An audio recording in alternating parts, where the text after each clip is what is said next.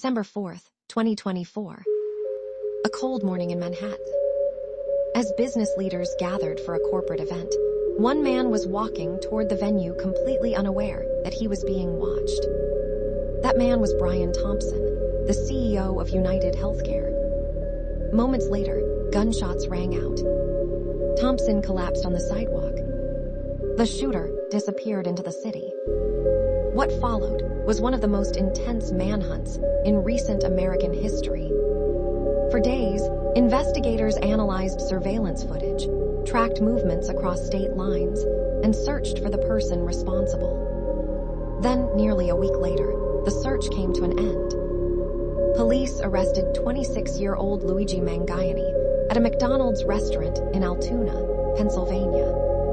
According to investigators, Mangione was carrying a 3D printed firearm, a homemade suppressor, multiple identification documents, and handwritten notes expressing criticism of the American health insurance industry. Authorities believe the killing was not random. Prosecutors allege that the attack was carefully planned and deliberately executed. They claim Mangione specifically targeted Thompson, one of the most influential executives in the American healthcare system. But the story didn't end with the arrest. As news of the case spread, it sparked fierce debate across the internet. Some saw the shooting as a cold-blooded murder. Others focused on the frustrations surrounding the healthcare industry and the ideas allegedly reflected in the writings linked to the suspect. The case quickly became more than a criminal investigation. It became a national conversation. Inside the courtroom, the legal battle intensified. Mangione was charged with serious state and federal offenses. Prosecutors sought severe penalties, while defense attorneys challenged key aspects of the government's case. In 2026, a federal judge removed death-eligible charges, meaning the death penalty was no longer on the table. However, Mangione still faces charges that could result in life imprisonment if convicted. The court has also ruled that major pieces of evidence recovered after his arrest can be presented before a jury. Today, the case remains one of the most closely watched criminal proceedings in America. And while public opinion remains divided, the ultimate question remains unanswered. Was this a calculated assassination, motivated by ideology? Or will the evidence fail to prove the prosecution's case beyond a reasonable doubt? Only the courtroom will decide.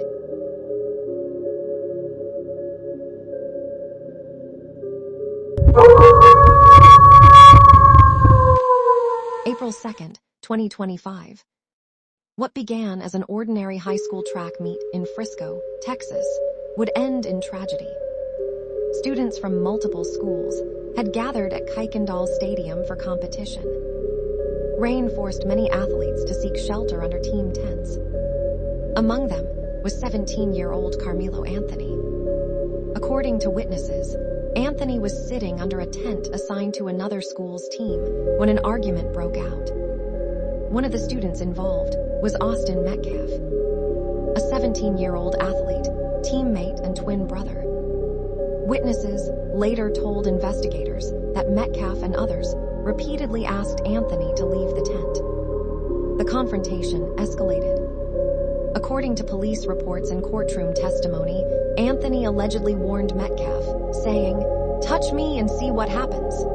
Moments later, a physical encounter occurred. Then came the moment that changed everything. Anthony pulled a knife. He stabbed Austin Metcalf once in the chest. The blade pierced his heart. As chaos erupted around the stadium, students and staff rushed to help. But the injury was catastrophic. Austin Metcalf died shortly afterward. Police arrested Anthony at the scene. From the beginning, the case divided public opinion. The defense argued that Anthony acted in self-defense. Prosecutors saw it differently. They argued that a disagreement over seating under a tent had turned into an unjustified act of deadly violence. The case soon gained national attention, not only because of the tragedy itself, but because it sparked debates about self-defense, youth violence, race, and school safety. For months, both families endured intense public scrutiny as the legal process moved forward. Then, in June 2026, a Texas jury reached its decision. After hearing testimony from witnesses, students, law enforcement officers, and medical experts, jurors rejected the self-defense claim. Carmelo Anthony was found guilty of murder. He was sentenced to 35 years in prison. Today, the case remains one of the most discussed criminal trials involving teenagers in recent American history. Two young lives became forever linked by a confrontation that lasted only moments. One teenager lost his future. Another now faces decades behind bars. And for the families involved, the consequences of that rainy day in Texas will never truly end.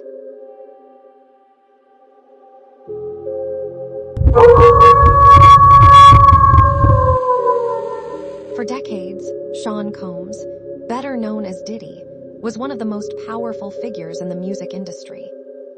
A rapper, a producer, a businessman worth hundreds of millions of dollars. But in 2024, his empire began to unravel. Federal investigators arrested Combs following a series of explosive allegations involving sex trafficking, racketeering, and organized criminal activity. The accusations shocked the entertainment world. As the case moved to court, prosecutors painted a disturbing picture. They alleged that Combs used his influence, wealth, and inner circle to facilitate a pattern of abuse spanning years. Multiple witnesses testified. Former partners described experiences they said involved coercion, intimidation, and violence. The prosecution argued that these were not isolated incidents, but part of a larger criminal enterprise. Combs denied the allegations.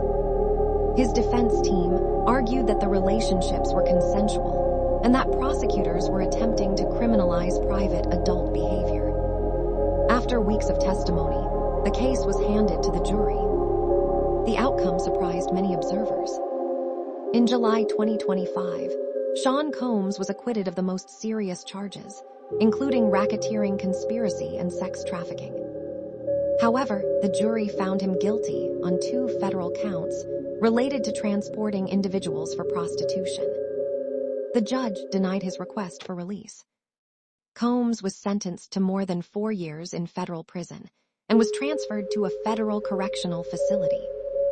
But the story didn't end there. Even after the verdict, new civil lawsuits continued to emerge. Some accusers came forward with additional allegations, all of which Combs has denied. His legal team has continued fighting the conviction through the appeals process. Today, Sean Combs remains one of the most controversial figures in modern entertainment. To some, he is a fallen music mogul. To others, he is a man who was never fully held accountable.